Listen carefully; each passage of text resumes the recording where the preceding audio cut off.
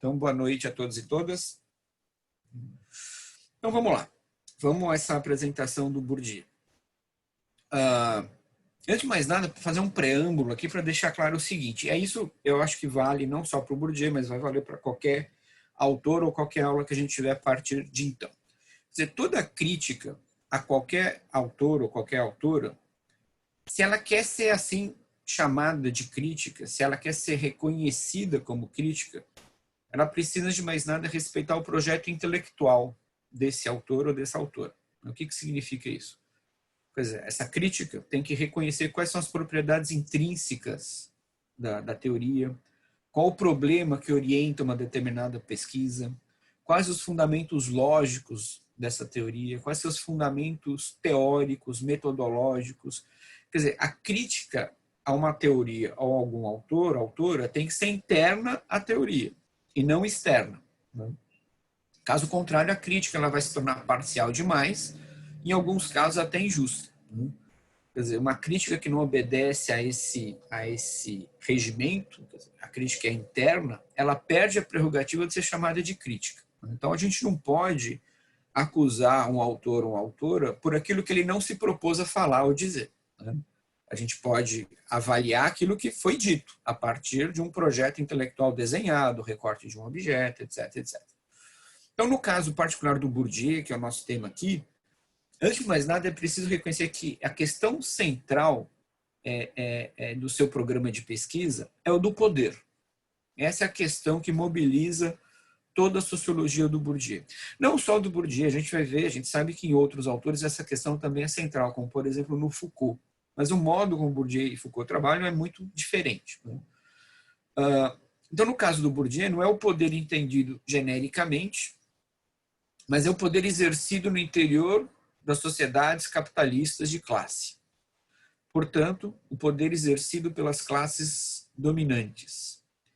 Esse poder, segundo Bourdieu, ele se manifesta frequentemente de modo insidioso, imperceptível, posto que esse poder se manifesta simbolicamente. Daí a sua eficácia e daí a sua invisibilidade. E daí, portanto, a preocupação do Bourdieu em desvendar aqueles mecanismos de dominação e de violência simbólicas, porque são essas que se mostram e agem de modo mais invisível, imperceptível, insidioso e, por isso mesmo, muito eficaz. Se a gente perder de vista essa perspectiva, quer dizer, se a gente não considerar os marcos dentro dos quais o autor ou a autora desenvolve sua sociologia, então a crítica a essa sociologia, de largada, ela já está comprometida. E, ao meu ver, é o que fazem, por exemplo, a Margaret Archer e o Jeffrey Alexander, que são dois críticos muito agudos do Bourdieu e muito reconhecidos, talvez dos mais reconhecidos, junto do Bernard Lahire. Então, tanto a Margaret Archer quanto o Jeffrey Alexander, eles retiram do tabuleiro as questões referentes ao exercício do poder, da dominação, particularmente do poder e da dominação nas sociedades capitalistas avançadas.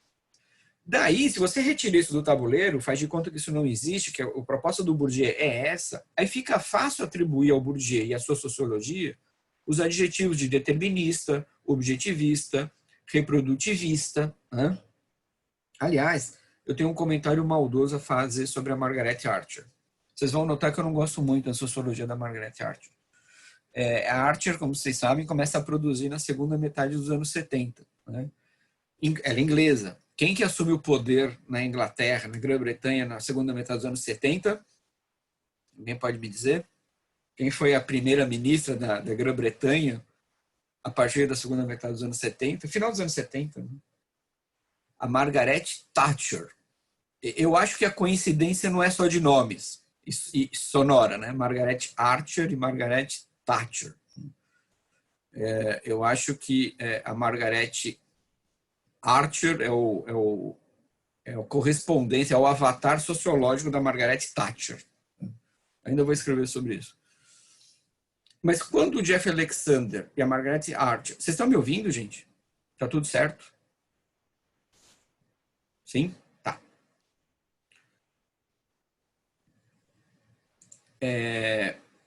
Quando a Margaret Archer e o Jeff Alexander retiram do tabuleiro essa questão, é como se eles estivessem anulando os constrangimentos e determinantes sociais, como é o caso do pertencimento de classe.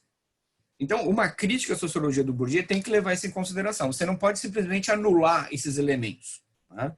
Não é que não possa fazer a crítica ao autor, tá? Fique claro, não é isso. Mas, para fazer uma crítica ao autor, no caso que a gente está tratando aqui, o autor é o Bourdieu, você tem que levar isso em conta. Porque, senão, a crítica ela vai se perder, ela vai se tornar superficial e, como eu disse há alguns minutos, até injusta. Né?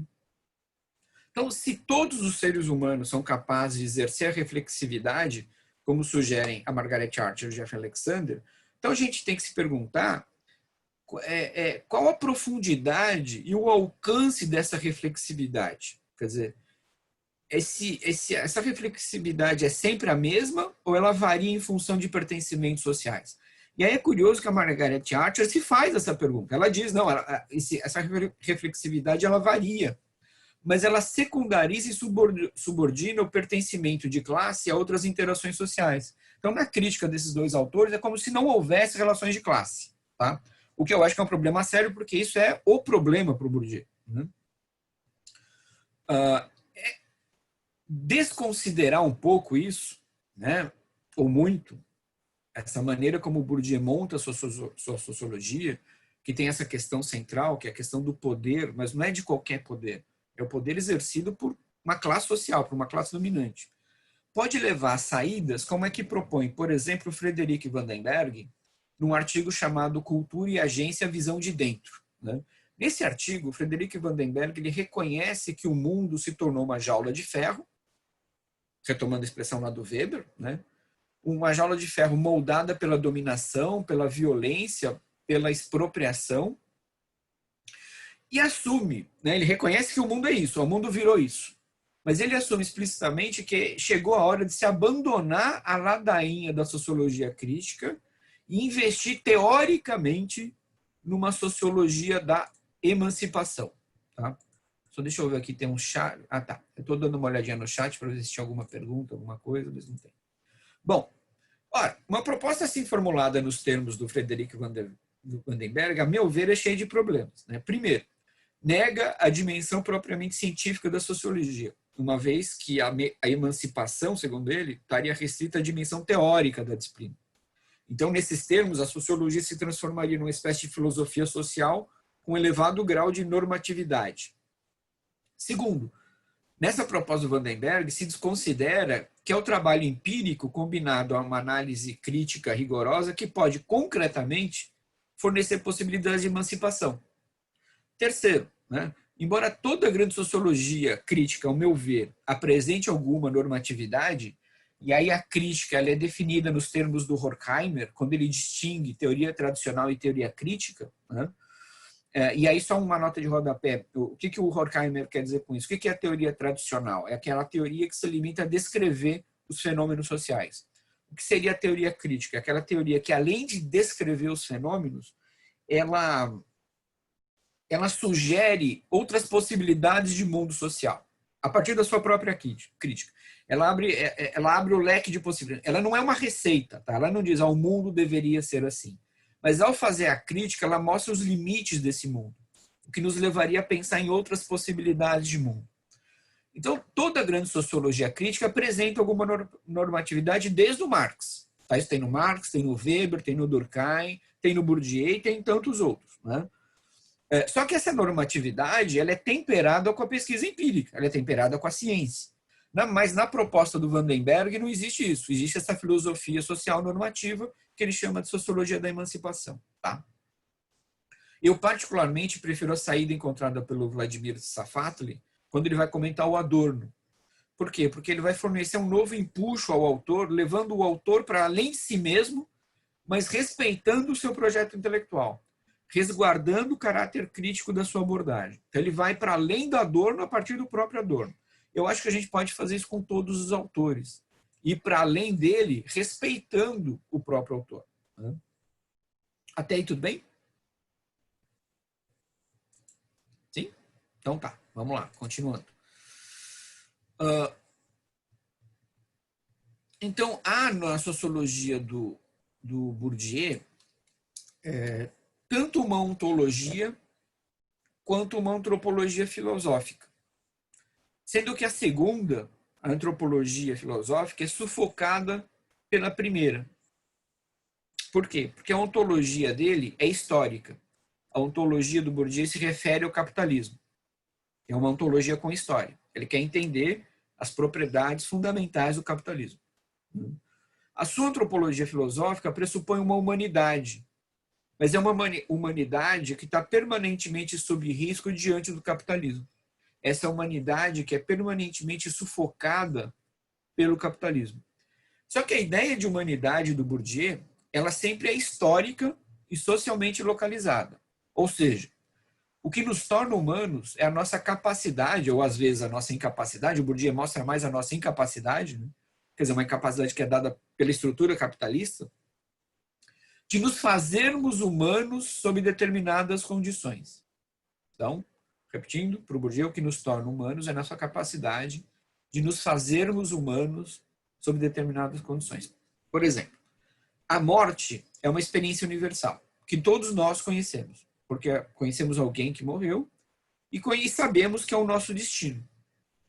No entanto, as maneiras pelas quais a morte é simbolizada e ritualizada, elas variam brutalmente. Né? E por quê? Porque as formas de associação, elas variam no tempo e no espaço. As formas de interação social, elas variam no tempo e no espaço. Então, as maneiras de ritualizar e simbolizar a morte vão variar espacialmente e temporalmente. Bom, diz o Bourdieu lá, né? Quer dizer, ele não diz, mas está no projeto dele. Se boa parte do planeta vive sob esse arranjo social, econômico e cultural que a gente chama de capitalismo, então é possível a gente observar algumas propriedades estruturais desse capitalismo, que são propriedades estruturadas e estruturantes. Né? Ou seja, se é possível observar nas sociedades capitalistas, seja elas quais forem, tá? Uma estratificação de classes, por exemplo, isso a gente encontra em qualquer sociedade capitalista, as dinâmicas de classe vão variar conforme a história de cada uma dessas sociedades em análise. Então, se a gente toma, por exemplo, a dinâmica de classes brasileira, como demonstrou Florestan Fernandes, se eu quero entender a dinâmica de classe brasileira, eu preciso considerar igualmente a dinâmica racial. Porque no caso do Brasil, essas dinâmicas elas estão intrinsecamente ligadas. Né? Então, vejam, eu estou falando de uma propriedade que é estrutural, que é a dinâmica de classe, que é a relação entre as classes. Né? Agora, essa relação ela varia conforme dinâmicas históricas específicas. Então, vejam que há um aspecto universal e há um aspecto local, histórico, social, socialmente localizado.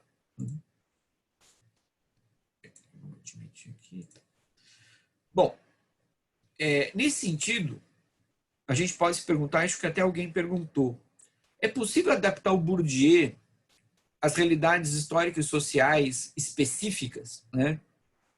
As realidades históricas e sociais de cada formação social específica? Né? Eu acredito que sim, até porque já vários sociólogos e sociólogas fizeram isso. Como foi mencionado nas perguntas, Sérgio Miceli, por exemplo, é um sociólogo brasileiro que tentou calibrar a sociologia do Bourdieu para analisar a formação do campo da produção simbólica no Brasil. Bom, e aí eu mesmo, no meu trabalho de mestrado, tentei fazer isso, né? Tentar adequar o Bourdieu às características peculiares do Brasil. Então, só para a gente, só para mostrar, por exemplo, uma diferença. No caso da constituição, da estruturação do campo literário francês, essa estruturação se dá à revelia do Estado. O Estado não participa. No caso brasileiro, é o contrário. No caso brasileiro, o Estado é um agente ativo na formação do campo literário, não só do campo literário. Aí a gente poderia considerar o campo da produção simbólica em geral. Mas, curiosamente, e talvez paradoxalmente, o Estado é fundamental para a estruturação desse campo, mas ele não ameaça, ou pelo menos até o momento não tem ameaçado, a autonomia relativa desse campo. Né? Então, todos nós sabemos que a gente vive hoje um estado de exceção, a gente tem um governo autoritário, no entanto, até o momento, a despeito dos ataques à universidade, até o momento, a gente não sofreu nenhum tipo de censura direta, né? Gente, eu estou vendo aqui que o Henrique está esperando. Eu estou tentando admitir o Henrique faz um tempão, mas ele não entra. Vamos ver agora se ele entrou.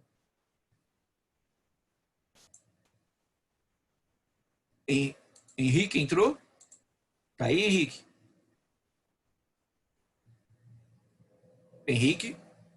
Vocês estão me ouvindo? Sim?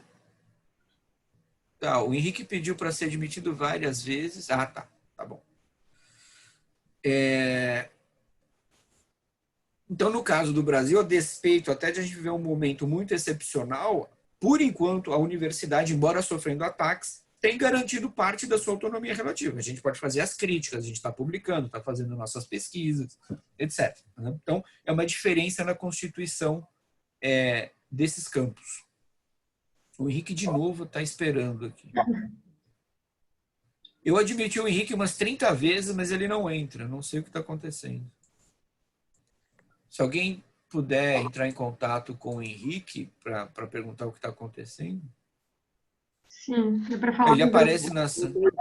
então, mas toda hora ele aparece aqui para ser admitido. Eu já admiti. Caído agora. Voltou?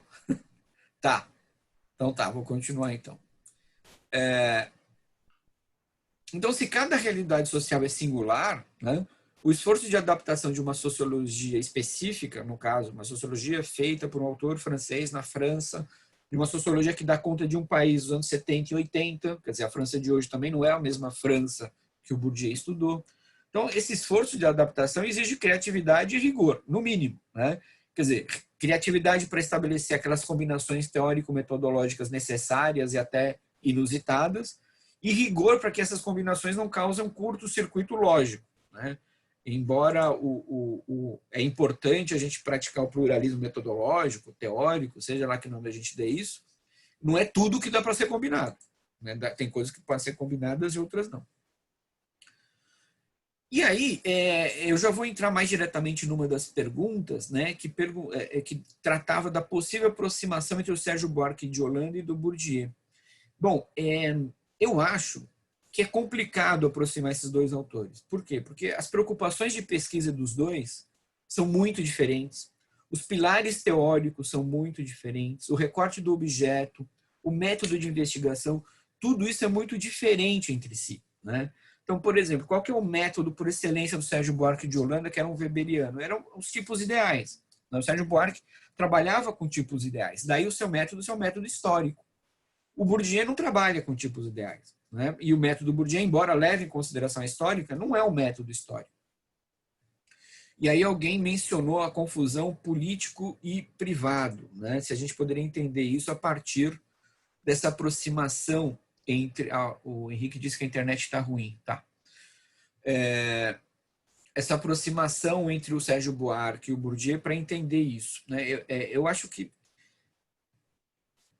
a gente poderia entender essa confusão de público e privado como uma característica do próprio capitalismo. A própria modernidade capitalista vai tratando de encurtar essa diferença até o ponto dela quase não existir. O Richard Sennett, por exemplo, é um autor que mostra muito bem isso, né, como o público foi entrando em crise e o privado foi tomando seu lugar, até que no século XX, segundo Sennett, você tem uma terceira esfera que coloniza as outras duas, que é a esfera da intimidade, a nossa exposição. Tá? Então, eu estava falando que, ao meu ver, é complicado aproximar, né, o Sérgio Buarque de Holanda do Bourdieu. Então, essa operacionalização da sociologia do Bourdieu, a fim de costurar essa ontologia vai lançar a mão, como vocês sabem, do conceito de hábitos e campo, né? E várias perguntas tentaram dar conta dessa relação. Isso é evidente, isso é inescapável, porque isso está no cerne da sociologia do Bourdieu. Estão me ouvindo? Sim? Sim. Tá. Então tá. Então vamos lá.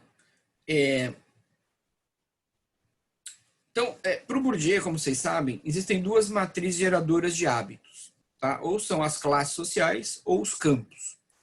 Então, o hábitos, ele constitui esse sistema de disposições que é durável, ele é mutável e ele é transmissível sob a forma de certos capitais. Né? Isso foi dito, inclusive, na introdução feita pelo Henrique. Né?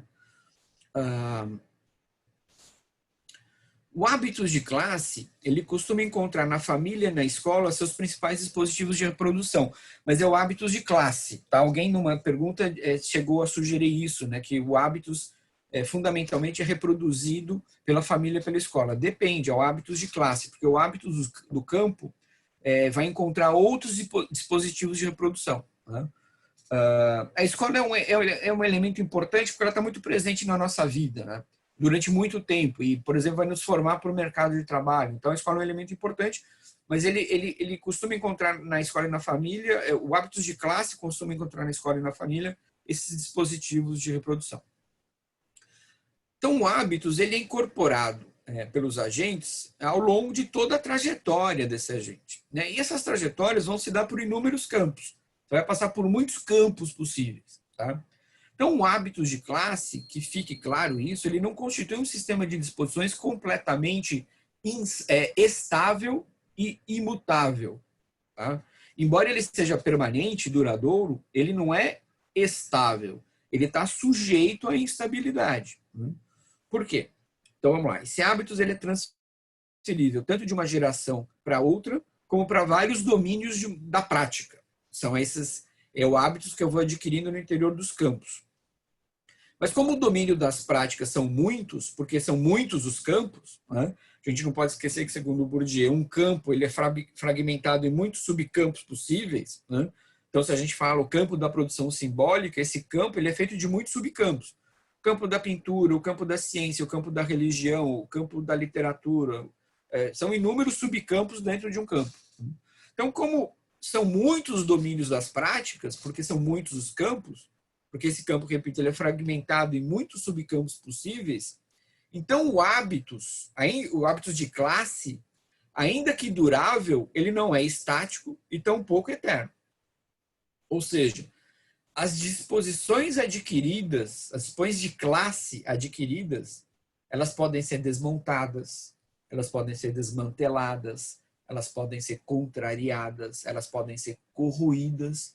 Isso depende da nossa exposição às forças sociais. Né? E repito, como a minha vida, a nossa vida, ela é atravessada por muitos campos, por muitas interações, então a gente está exposto a novas forças sociais o tempo todo. Né? Então, o hábitos ele pode sofrer um devasamento e apresentar um hiato entre as determinações passadas, é o hábitos de classe, né? E as determinações presentes, que é o hábitos que eu posso adquirir no interior dos campos, que vão interpelar o hábitos de classe. Então, eu tenho um hiato entre esses hábitos, o de classe e o dos campos. Quer dizer, pode haver o hiato, pode haver uma relação de complementaridade ou uma relação de choque. Né? Quando se dá esse ato entre a determinação passada que produziu o hábito de classe e a determinação presente que interpela o hábito de classe, a esse ato o Bourdieu vai chamar de histerese. Esse é outro conceito importante do Bourdieu que as pessoas, de modo geral, não dão muito valor. E porque elas não dão valor à histerese, eu acho que há também, isso contribui para uma leitura equivocada do Bourdieu. Né? Não levar em conta a noção de histerese, que é esse ato, repito, entre um hábitos de classe, adquirido no passado, e um hábitos presente que eu adquiro na minha vida, na minha trajetória no interior dos campos sociais. Então, tem aí um reparo que a gente pode fazer na sociologia do Bourdieu, mas que está de acordo com a própria perspectiva do Bourdieu. O Bourdieu, a certa altura, ele vai dizer que a histerese ela constitui sempre um fenômeno excepcional. Então, nesses momentos de excepcionalidade em que ocorre o hiato, é que o agente se torna reflexivo. Tá? Até aí tudo bem, gente? Sim? Alguém fala aí comigo, mostra uma carinha. Beleza? Tá.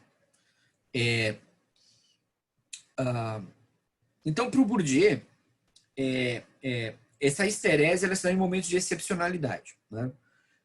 Só que a gente pode considerar, e o próprio Bourdieu, mais no final da vida, considera, principalmente naquele livro chamado A Miséria do Mundo, que é, curiosamente, também um livro que ele deixa um pouco de lado a categoria de campo e hábitos, né? Principalmente a de campo, vai sendo meio colocada de lado. Né? A gente pode considerar que a histerese ela não é um fenômeno tão excepcional assim, mas ela é mais frequente do que se imagina. A histerese ela pode acontecer cotidianamente.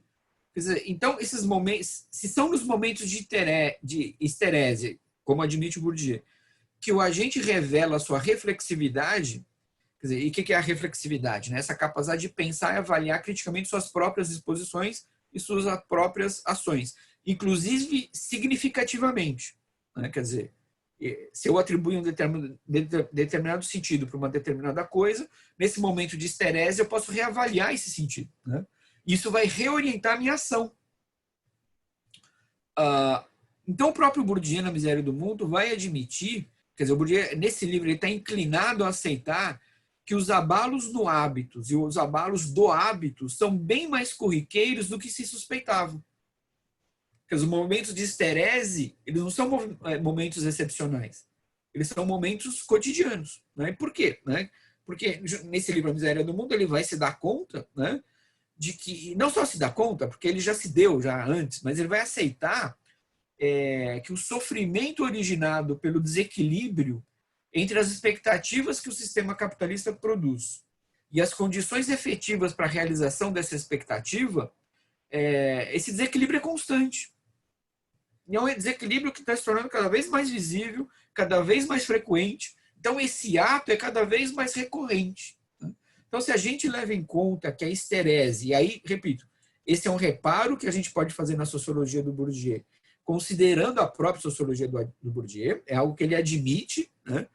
Se a gente leva em conta que essa histerese ela é mais corriqueira do que a gente imaginava, então os momentos de reflexividade também são muito mais frequentes do que a gente imaginava. Tá claro? Então, hábitos não exclui a possibilidade da reflexividade, como argumenta Margaret Atwood. O hábitos, por conseguinte, também não corresponde só a uma ação rotineira, a uma ação mecânica dentro de um campo, por exemplo, ou pela minha história de classe. Eu sempre repito as mesmas coisas mais ou menos do mesmo jeito. Ou eu sempre almejo as mesmas coisas mais ou menos do mesmo jeito. Pode ser isso, quer dizer, o Bourdieu faz questão de mostrar que isso acontece. Agora, por que o Bourdieu faz questão de mostrar isso, porque isso acontece? Porque, repito, ele está preocupado em desvendar aqueles mecanismos de dominação e violência simbólica. Quer dizer, a reprodução ela é a expressão dessa dominação e dessa violência. Né? Agora, isso não quer dizer que ele não reconheça a reflexividade, não é isso. Tá? Então, para o Bourdieu, todos os agentes sociais são capazes de exercer a reflexividade. Né? Porém, de fato, o Bourdieu consegue... alguém fez essa pergunta, mas será que os sociólogos seriam um certo privilégio, né, nessa capacidade de exercer sua reflexividade? Né? De fato, o Bourdieu concede aos sociólogos e sociólogos um certo privilégio nesse exercício. E por quê? Né? Em razão do tipo de conhecimento e prática científica que os sociólogos e sociólogas desenvolvem. Né? Mas aí o Bourdieu está sublinhando a importância da sociologia, não só como uma disciplina científica, mas ele faz questão de acentuar o compromisso ético e político da sociologia. Né? Então, ele concede à sociologia um certo privilégio, aos sociólogos e sociólogas, e talvez aí a gente possa pensar num esforço, por isso o esforço, em alguns lugares, principalmente na França, né, de manter a sociologia até como disciplina nas escolas. Ou talvez isso está relacionado na própria trajetória do Bourdieu, mais no final da vida, o Bourdieu vai se dedicando mais a textos de engajamento do que textos de análise propriamente. Né?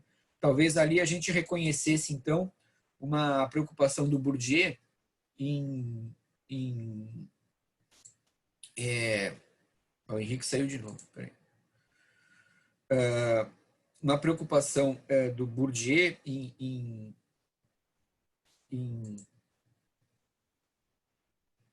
eu esqueci o que eu estava falando, foi falar do Henrique que estava fora, tá vendo? E aí a gente se perde. Né?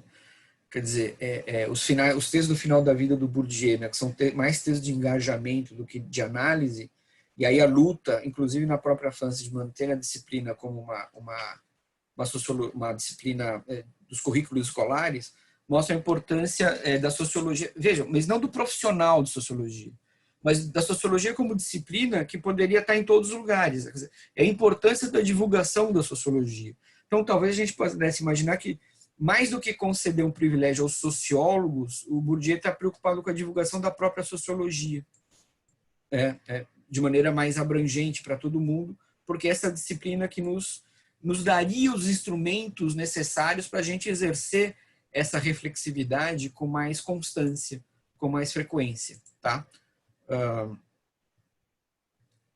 Bom, continuando. E aí, nesse ponto, né, eu acho que a gente pode traçar alguns paralelos com Gramsci, que foi outra pergunta feita ali no fórum. Aí essa relação do Bourdieu com Gramsci é muito curiosa, porque naquele livro Coisas Ditas tem uma entrevista, eu acho que é a primeira entrevista do livro, inclusive, que o entrevistador pergunta para o Bourdieu se o Bourdieu era um leitor atento do Gramsci, porque ele encontrava uma série de semelhanças entre o Bourdieu e o Gramsci. Aí o Bourdieu responde que ele nunca leu o Gramsci. Não, é um autor que eu mal conheço, né? Mal li. Eu acho, assim, aí não tenho pró, é puro achismo, tá, gente? Mas eu desconfio que o Bourdieu estava mentindo. É que o Bourdieu conhecia o Gramsci. Né? E por quê? É porque as semelhanças, elas são muitas, na verdade. Então, por exemplo, eu vou dar duas aqui, né? Claro, isso não quer dizer que não haja diferenças também entre eles. Evidentemente que existem diferenças e elas não são simples. Tá? Mas o que aproximaria? Né? Primeiro, tanto o Bourdieu como o Gramsci, eles vão, no certo sentido, atualizar a questão da luta de classes. Como que eles fazem essa atualização? Porque eles observam que a luta de classes ela se dá principalmente no campo da cultura. Porque você tem lá uma disputa por sentidos, por significados, por uma certa moralidade, né? E ambos, cada um a seu modo, é claro, atribui uma certa importância ao intelectual. No caso, o Bourdieu fala mais do sociólogo, do intelectual geral. Né? Embora o Bourdieu também concedesse muita importância aos escritores, aos literatos. Como eu disse, as diferenças. Né? Por exemplo, o Gramsci vai desenvolver uma noção de intelectual orgânico, que é o intelectual da classe, né, que não tem no Bourdieu. Tá? Essa ideia de um intelectual orgânico não existe. Aliás, o intelectual orgânico ele levaria para o Gramsci a um certo governo de intelectuais. O Bourdieu em nenhum momento fala disso, de um governo de intelectuais. Né? Intelectuais dispostos a exercer o governo de toda uma sociedade. O Gramsci chega a sugerir isso. Né? Isso não está no Bourdieu. Né? E o Bourdieu também, por que o Bourdieu vai dizer que a sociologia é uma disciplina que permite a reflexividade? Porque, segundo Bourdieu, a análise sociológica ela requer a autoanálise sociológica. Então, quando o sociólogo faz sociologia, ele faz sociologia de si mesmo. Por isso a sociologia seria importante. No Gramsci não tem nada parecido. Uma espécie de... Por que o intelectual ele é o mais apto a reconhecer os problemas do mundo e, inclusive, orientar, né, ser esse porta-voz de uma classe, né, ou de um partido. Né? O Gramsci não diz por quê. É porque ele é intelectual, ponto. Intelectual é intelectual. Para o Bourdieu, por que o sociólogo teria essa capacidade? Porque toda sociologia do mundo é um exercício de autoanálise. É um exercício de sociologia de si mesmo. Né? Então, a gente pode aproximar o Gramsci do Bourdieu, mas tem diferenças ali entre eles. Tá? Então, as críticas mais frequentes ao Bourdieu, como essas que eu já anunciei aqui da Margaret Archer e do Jeffrey Alexander, como vocês sabem, acusam o Bourdieu de separar a estrutura e a gente. Né? Na verdade, o Bourdieu diz que, olha, essa dicotomia não tem sentido e meu conceito de hábitos faz a costura entre a estrutura e o agente. Né? Alguns críticos do Bourdieu vão dizer, não, ele não junta, ele separa. E ele vai conceder uma primazia à estrutura em detrimento do agente. Né? Mas, de novo, tá?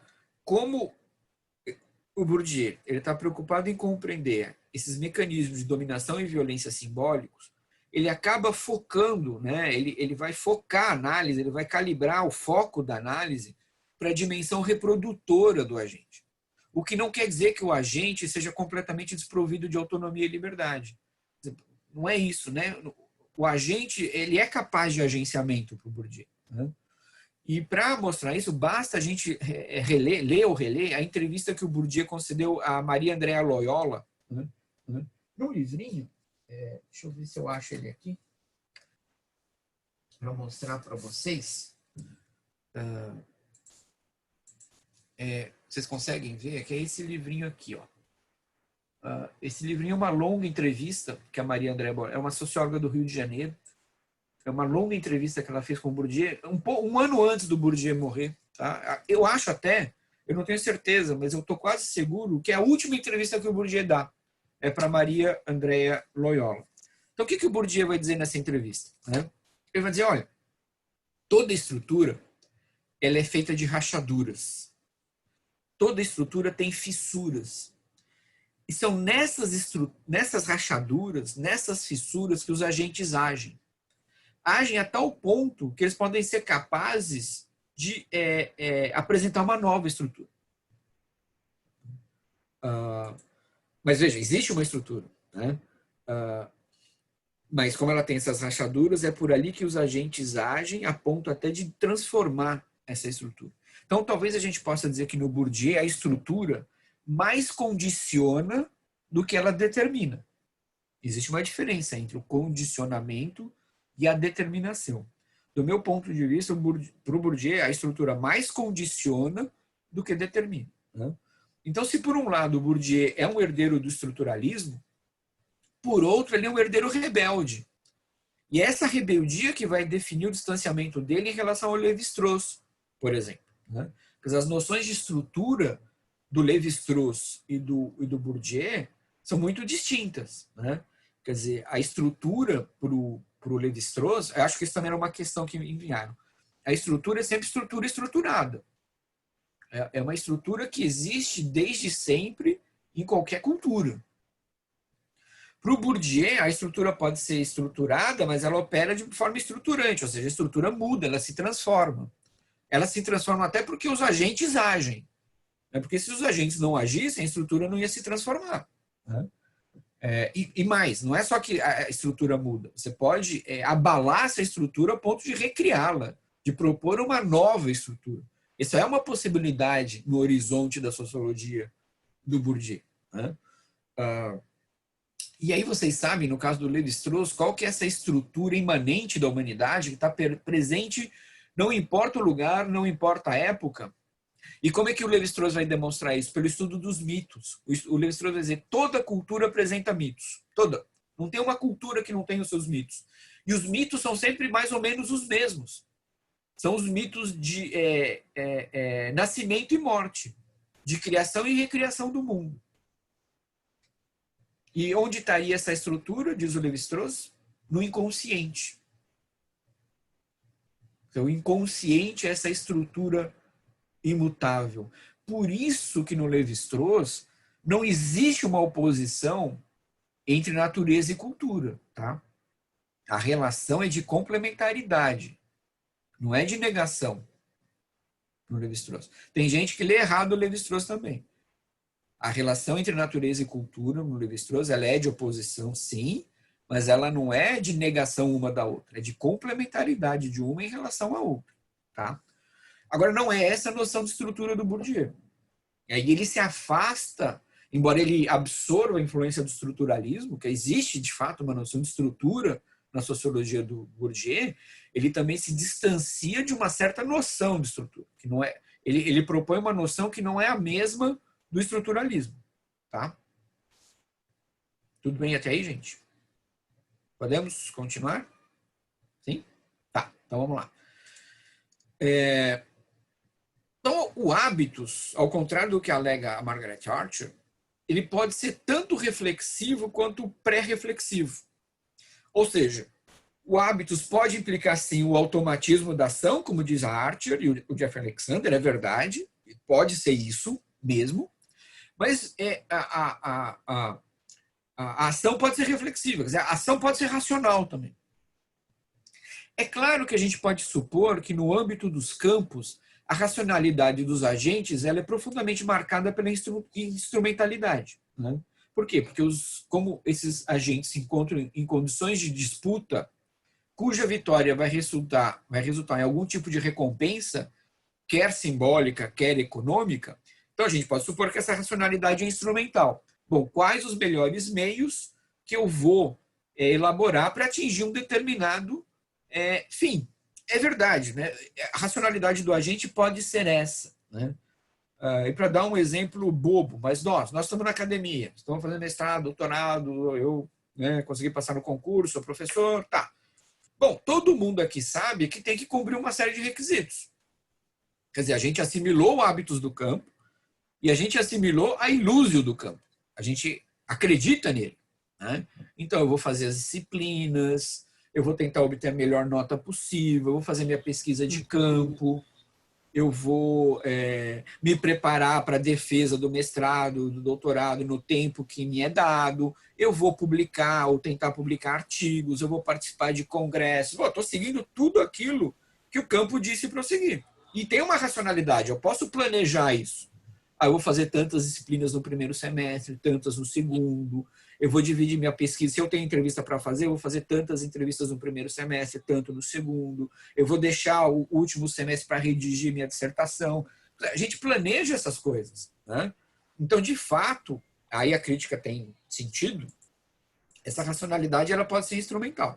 Agora, de novo, se a gente considerar que a esterese, que é o hiato, ele é constante, a reflexividade do agente é acionada recorrentemente.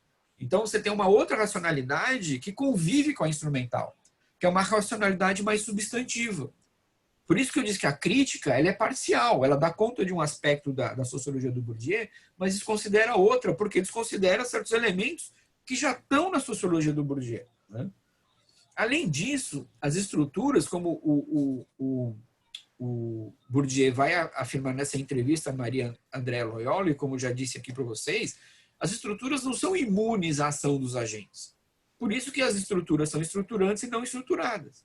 Porque sob a ação da história que é feita pelas pessoas, é que a estrutura muda. Né? Tampouco a estrutura inibe a todo momento a criatividade do agente. Pode inibir? Claro, pode inibir. Mas inibe sempre? Não, não é sempre que inibe. Né? Ao contrário, o Bourdieu vai dizer, e aí possivelmente é sob uma influência durkheimiana, que as estruturas são condição da criatividade. Né? Criatividade que pode levar, como eu já disse para vocês também, à transformação da própria estrutura. Né? Então, dá dois exemplos também de como a estrutura ela estimula essa criatividade do agente. Isso lembra o Durkheim, né? Quando Durkheim vai dizer que a sociedade ela se impõe sobre os indivíduos, mas é por isso que brota o melhor de nós, né? Porque a sociedade cria no nosso interior o ser social. Então, a influência do Durkheim aí, ela é visível na sociologia do Bourdieu. E aí eu vou dar dois exemplos, meio comezinhos, mas para mostrar de como essa estrutura ela pode ser condição da criatividade. Né? Vamos imaginar um jogo de futebol. Aliás, a metáfora do jogo é muito usada pelo Bourdieu. Né? O Lair usa, mas o Lair usa meio sem mencionar o Bourdieu também. Né? Mas o Bourdieu usa recorrentemente a ideia do jogo. Né?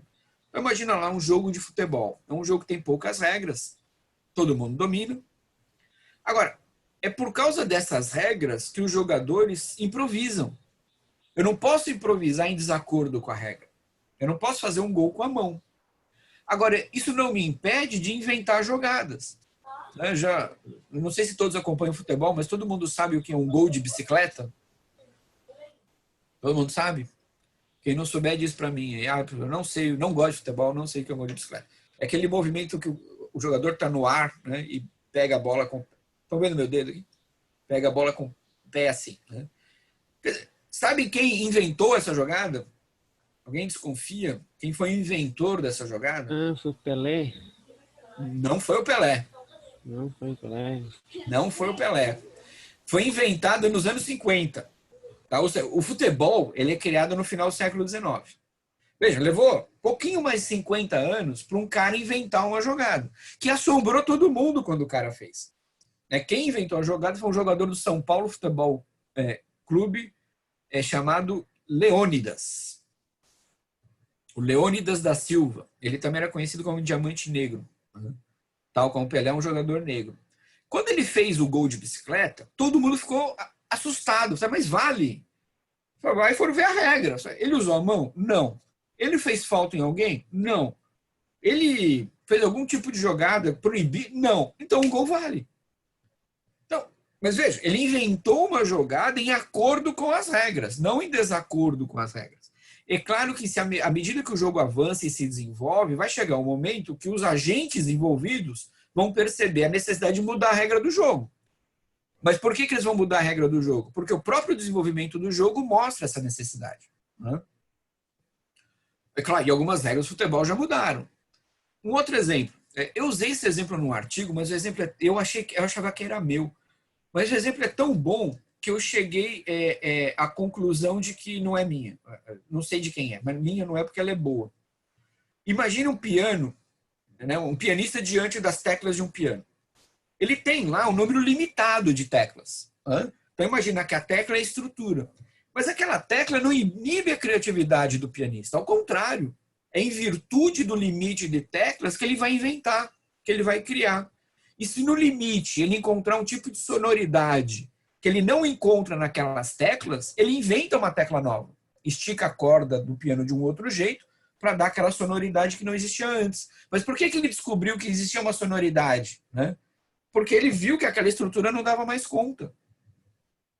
Então, veja, para o Bourdieu, a estrutura não vai inibir a criatividade do agente. Ao contrário, pode estimular a criatividade do agente. Isso lembra um pouquinho também o Foucault, a ideia de poder no Foucault. Que o Foucault vai dizer, o poder é positivo, o poder também cria.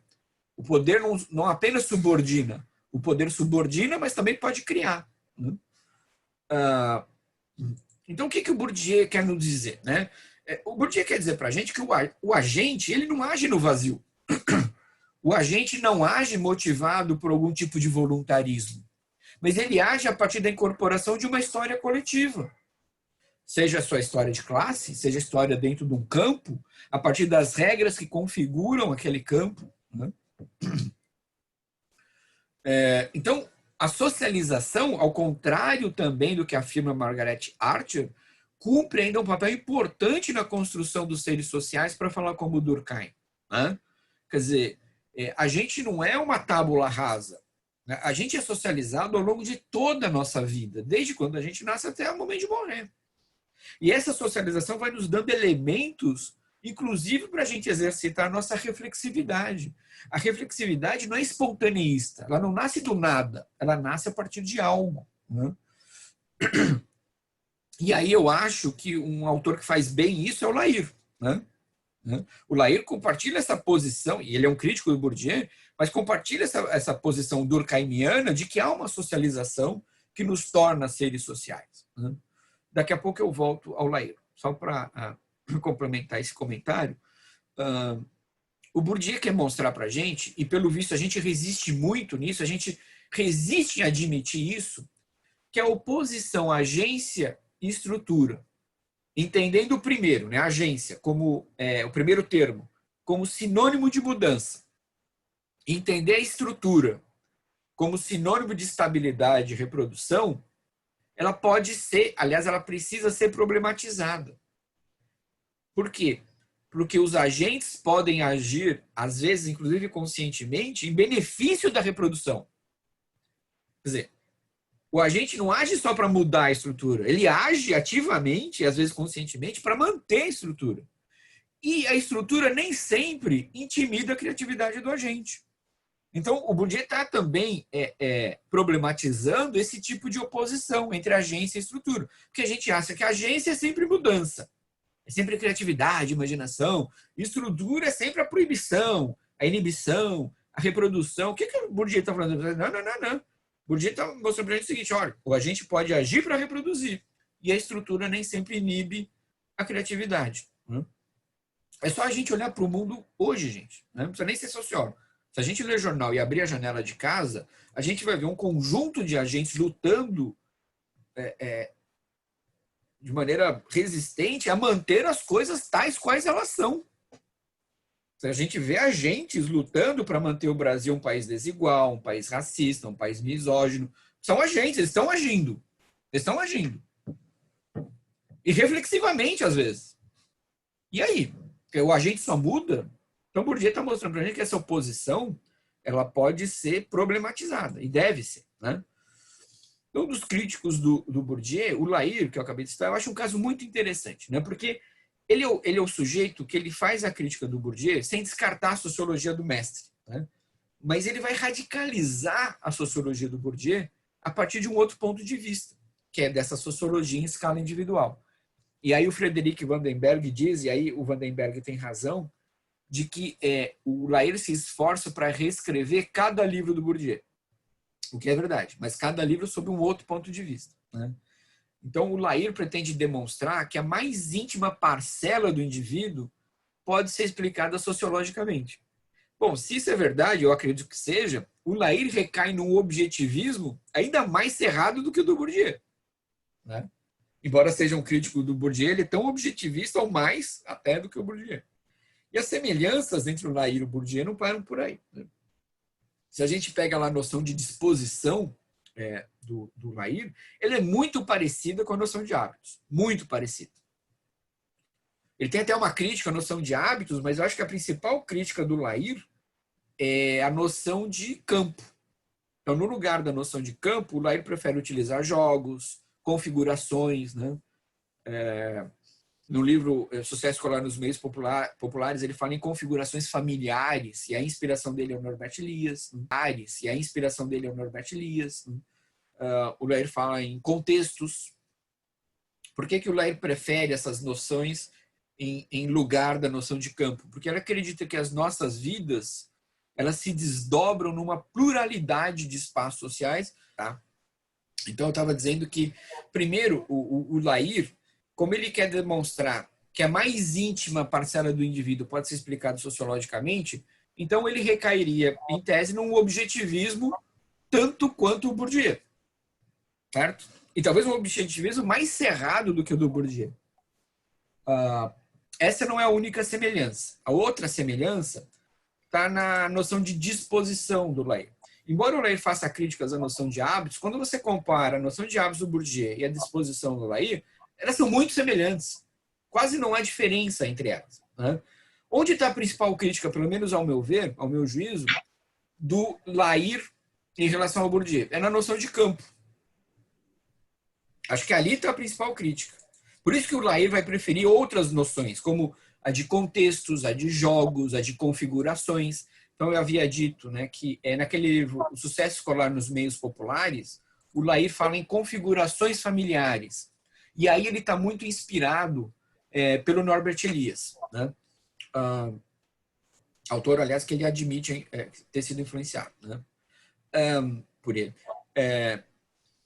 E aí, por que o Lair faz a crítica à noção de campo? Porque o Lair vai dizer que as nossas... E o Lair tem razão. Tá?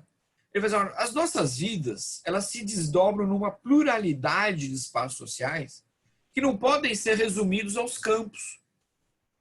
Existem muitas coisas que a gente faz, como no caso da família, que ele vai mostrar, né, o sucesso escolar nas famílias de baixa renda. Né?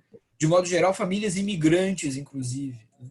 Como é que você fala em campo em relação àquela configuração tão particular chamada família? Né? Essa noção de campo dá conta daquilo? Né? E aí, diante dessa crítica, que tem sentido, a gente poderia adotar 3 saídas possíveis. Tá? A primeira saída, acreditar que em virtude das dinâmicas sociais contemporâneas, os campos eles estão se dissolvendo. E aí, o que é o campo? Só para lembrar, são espaços sociais de disputa ocupados por especialistas, por experts, por profissionais. Então, o campo entendido dessa maneira, como espaço de disputa entre especialistas e profissionais, eles estão se dissolvendo. Então, é necessário uma outra noção que dê conta dessas transformações. Essa é a primeira saída. A segunda saída, tá? Essa crítica que o Lair faz à noção de campo. Cogitar que a possibilidade de que, se os campos estão se desintegrando, a sua lógica social de funcionamento continua em vigor. É curioso. E aí, falar de uma área que é mais próxima aos meus interesses de pesquisa, que é a sociologia da literatura. Então, se a noção de campo de Bourdieu não é só... Então, sim e não. Depois eu vou voltar a isso. Tá? Se a gente pega, por exemplo, o que era o campo literário para o Bourdieu? É um campo que se especializou. Então, como se especializou, ele é ocupado por agentes específicos. Né? Então, o que compõe o campo literário é o escritor, é o agente literário, é o editor, é o livreiro, é o professor universitário, é o crítico literário, são os prêmios literários, as academias. Né? Só que no mundo de hoje, a gente tem um outro agente que não estava previsto, que são os booktubers. Né? Então, pelo desenvolvimento das tecnologias de informação e comunicação, você tem gente capaz de exercer, por exemplo, uma crítica literária sem ser exatamente um crítico literário, sem ser um editor, sem ser um escritor, sem ser um professor universitário. Isso pode acontecer. Só que, curiosamente, entre os booktubers, a lógica é muito semelhante à lógica do campo. Existe uma competição entre os booktubers, eles estão atrás de reconhecimento, eles estão atrás de respeitabilidade, eles começam a se inserir, se eles começam a fazer sucesso, eles começam a se inserir em outros lugares, eles vão escrever num jornal, eles vão escrever numa revista. Então, eu posso admitir que os campos estão se desintegrando, mas se mantém uma certa lógica social ainda típica do campo, que é uma lógica de disputa pelo reconhecimento, pelo prestígio. Embora não seja mais um campo ocupado apenas por profissionais, que, no entanto, ao longo da sua trajetória, podem se profissionalizar. Quer dizer, os booktubers com maior sucesso são booktubers escritores e escritoras, já publicaram livros, começaram a escrever para alguma revista, algum jornal. Então, veja só. Né? Então, essa é a segunda possibilidade. A terceira possibilidade, que responde um pouco à pergunta se o campo não era restrito, né, o hábitos, a classe e ao campo. Né? A gente pode admitir que é possível esticar as fronteiras dos campos até abarcar regiões sociais que até então a gente considerava excluídas de um campo. Essa possibilidade a gente encontra no artigo O Campo Econômico, do Bourdieu. A fronteira do campo ela pode variar. Então, você pode esticar essa fronteira a ponto de incluir regiões sociais e agentes que até então a gente considerava excluída do campo. Então, para dar um exemplo também. Né? Vamos imaginar vocês e seus amigos, fim da pandemia, a gente pode sair de casa até que enfim, e vou tomar uma cerveja com meus amigos e minhas amigas. Então, se instaura naquele grupo um determinado tipo de sociabilidade, um determinado tipo de interação. Daria para explicar aquele espaço de amigos tomando cerveja no bar como um campo? O Lair diria que não. Você tem um outro tipo de configuração ali. Agora, se a gente esticar a fronteira do campo, talvez consiga abarcar, porque eu posso me perguntar, por que foi escolhido aquele bar e não outro? O que motivou essa escolha? Por que foram escolhidas determinadas cervejas e não outras? Por que as pessoas estão vestidas de um jeito e não de outro? Aí eu posso começar a ver como essas interações estão previstas dentro de um determinado campo.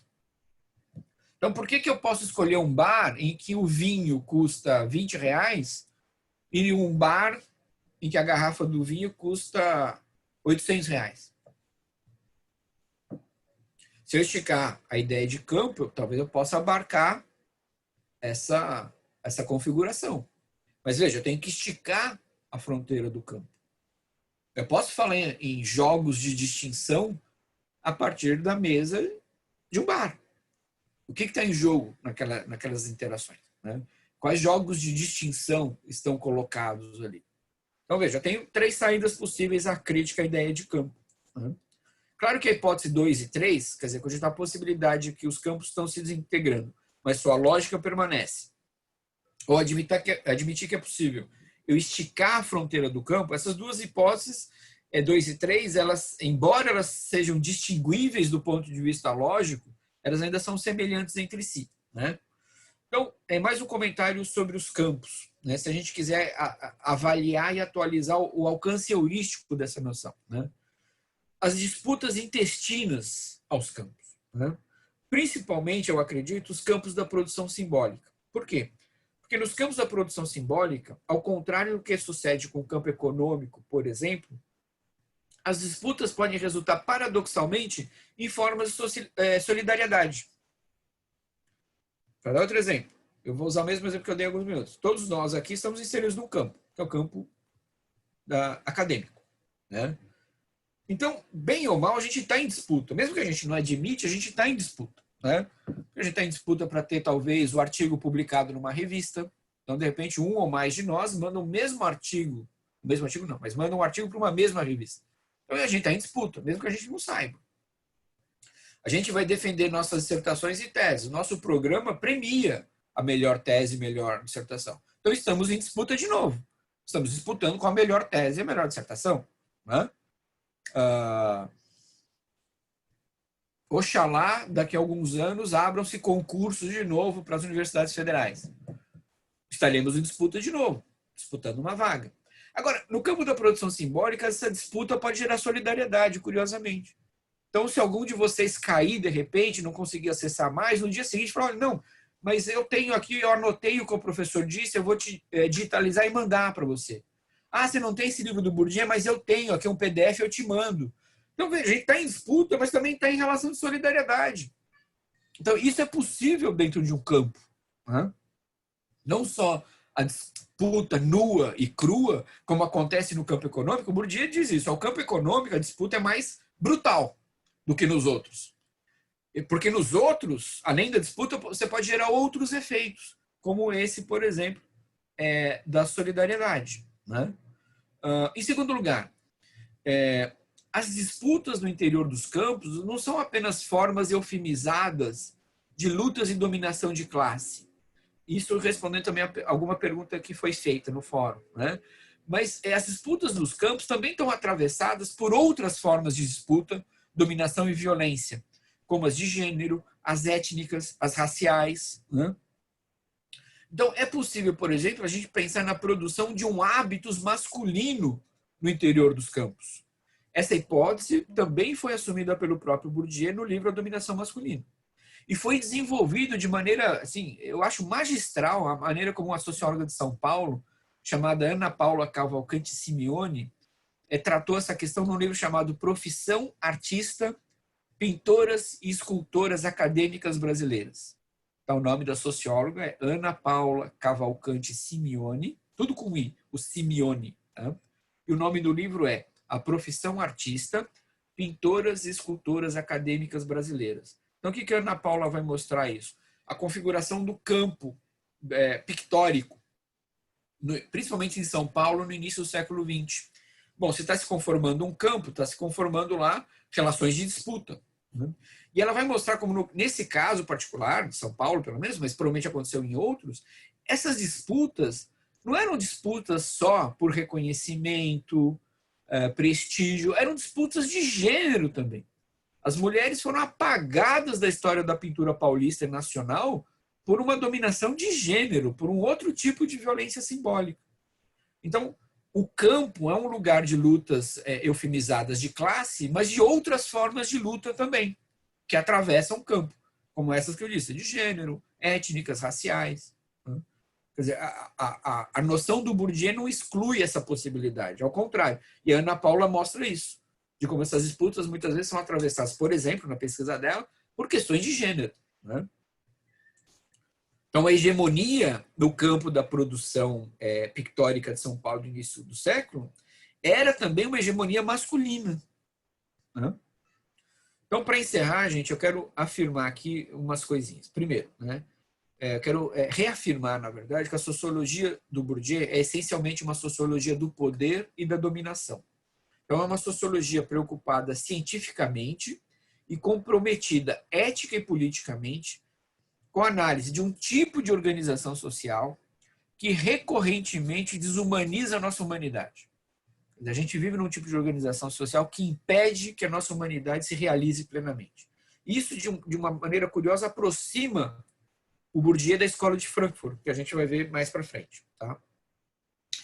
O Bourdieu tem também uma preocupação até com o uso da linguagem, com a forma de apresentação dos seus textos. Por quê? Porque ele acreditava que o uso inventivo da linguagem poderia contribuir na desestabilização de sentidos que se encontram já cristalizados e naturalizados.